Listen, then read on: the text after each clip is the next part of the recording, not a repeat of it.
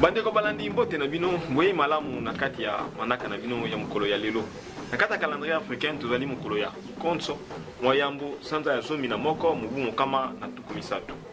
Tozali na bopemi na biso ya yambo na kati ya sanza na biso ya zomi na moko.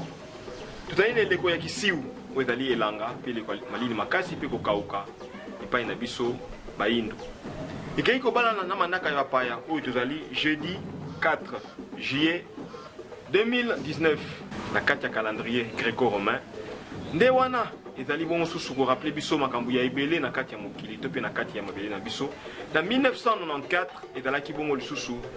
moko ya événement oyo esalemaki na mboka ya Rwanda oyo ezalaki mokolo oyo wapi bakendaki bongo susu kosilisa bitumba ya minene pe ya makasi ezalaki kuna oyo ezalaki ya génocide ya koboma bongo susu bandeko na biso batuti.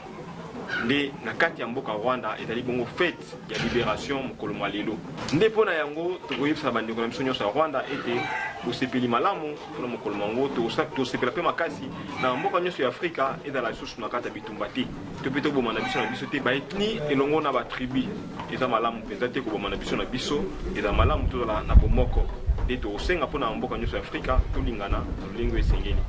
Mpe mokolo mwa lelo na 1776 eza mokolo oyo wapi na mboka tope na États-Unis d'Amérique ezaki mokolo ya déclaration ya indépendance ya États-Unis d'Amérique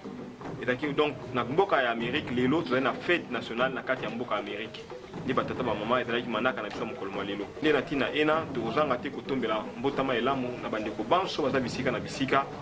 mpona nini te bayebanso baza na bisika na eteni ya Europe ya Amerika na Asia to pe awa na Afrique bayebanso basala makasi po ete sango oyo etambola mokili mobimba totombeli na bino konso elamu na bino banso mpona ntina wana tokutani na manaka oyo ezali Manaka ya baino,